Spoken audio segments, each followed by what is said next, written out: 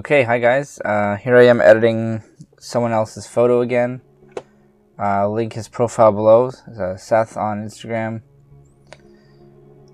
I'm not going to try and pronounce his last name, but it's in there.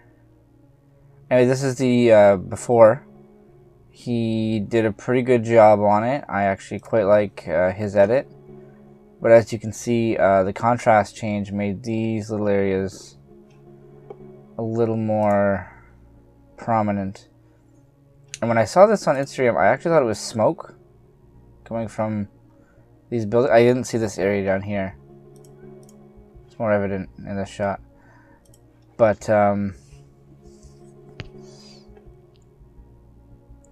he said he wasn't quite sure the best way to get rid of that, especially without spending, the rest of your life doing it. So I thought I would take a look.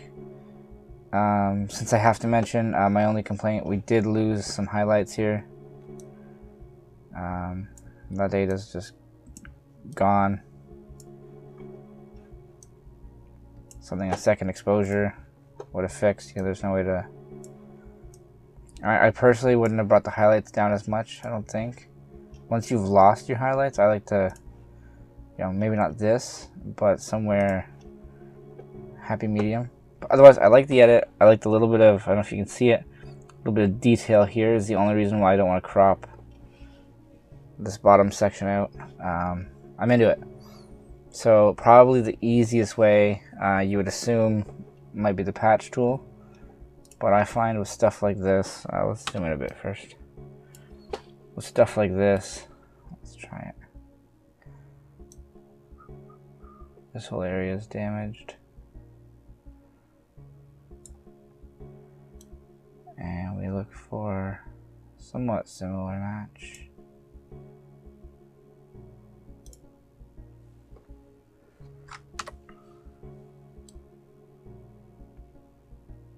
Not bad for that sky section.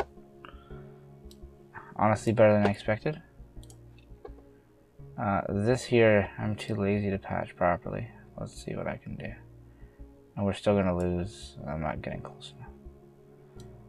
But if I get too close, then the building will start to go nutty on me. There we go.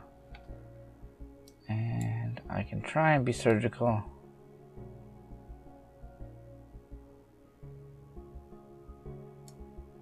And what's a good match? So the color shift happens here, so it's a little... Patch tool should, fingers crossed. There we go, take care of that. Now I'm not working non-destructively. I should probably pop open a new layer. But we're working with a JPEG, so I'm not all that fussed. If I deselect and go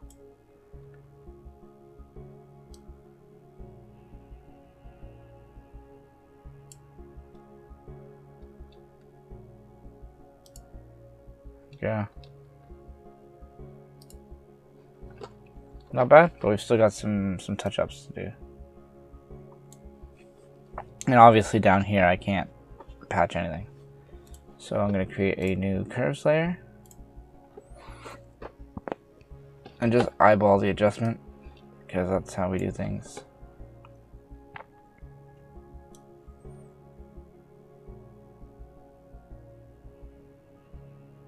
I'm going to go a little beyond what I'm probably going to need. Okay. And fill it with black to mask it out. Switch back to white. Nice low flow on my brush, and I don't need to be too surgical here. 0% hardness, just sloppy. And you can see there's actually something here too. This was he said grass in front of his lens. Actually, this will make it a little bigger.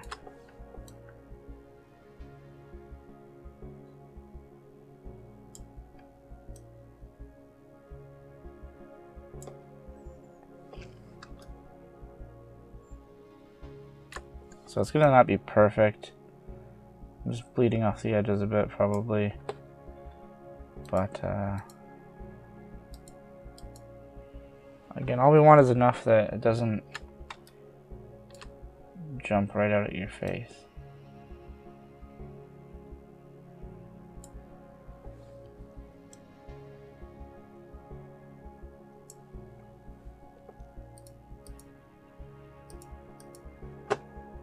Now this here I might patch or heal later just to fix the transitions.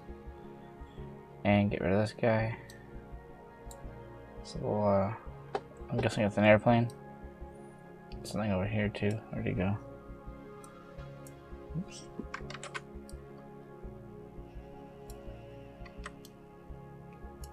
I guess he doesn't matter. If you have to hunt for it that bad and you're posting on Instagram, probably not worth worrying about. There we go. There's some before and after. Maybe a little too bright here.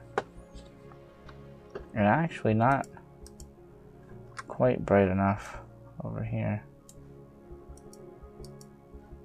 Again, low flow, just building up the paint. If you turn off and on, you're going to be able to see where you did things, obviously. But just glancing at it, I think that's, you know, acceptable. Maybe a little dark down here. Doesn't matter. Now, I shouldn't be lazy, and I should make a new curves layer for this. Because my, you know, I was going to duplicate this one. Speaking of lazy. Oops.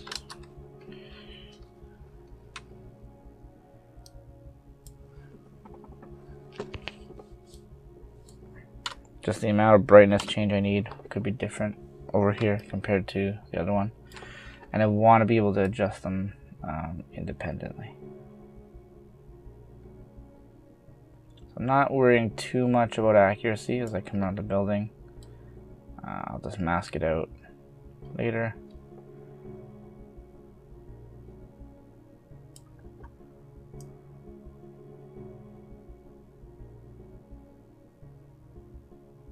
I mean, actually, it's not too heavy an effect where I'm bleeding over, I don't think.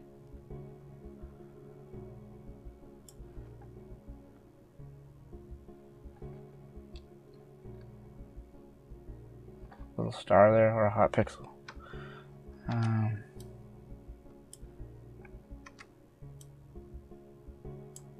And this area is a bit of a struggle because you do get that air glow from the light.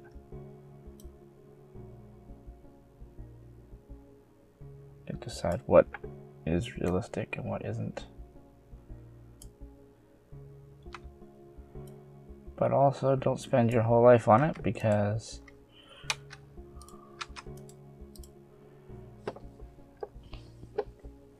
there you go. So you get a little bit of an issue. And part of the issue, you can see the banding in the sky. I don't think, you know, I think that's part of it being a JPEG. I can't tell you because I don't have the RAW. So ideally working on a RAW, you'd be a little better.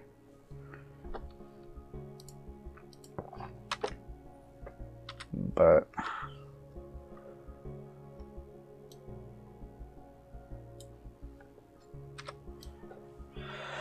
once you've done that your best, you can just adjust the opacity to see how much of an effect you want. And if you want 100% and you want to just cheat, blur your mask a bit.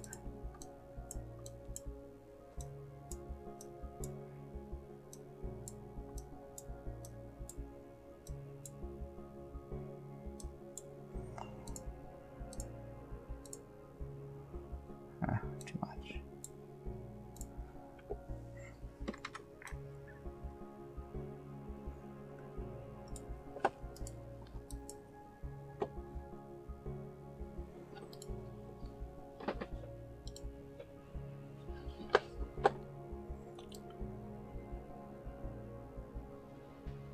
Now if I jump all the way to the beginning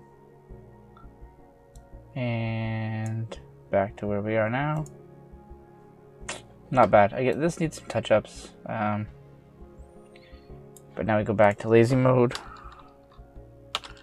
and I will create a new layer, And let's just try and patch this. Make its job a little easier. See, it decided that light is important. But we can take our eraser, bring the hardness down.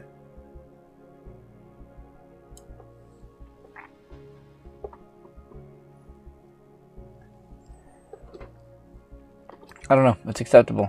You know, if I was going to print this big, I would work on it a little harder. But I also might, you know, move the grass from in front of my lens. Take 2 exposures so you can save your highlights at the very least. And what is that? Oh, that's a light. Okay.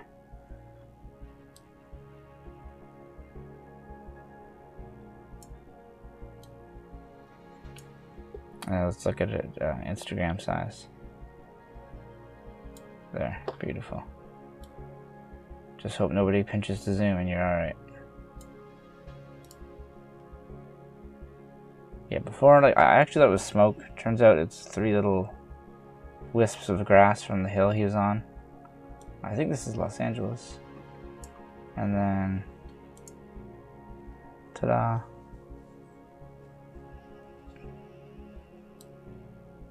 Not too bad.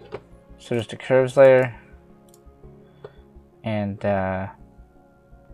brighten it up, mask it out, slowly paint the effect in. If you're like me, you'll tend to overpaint a little bit, and then you can just dial it back with opacity on the layer. And that's it. Alright, thanks for watching.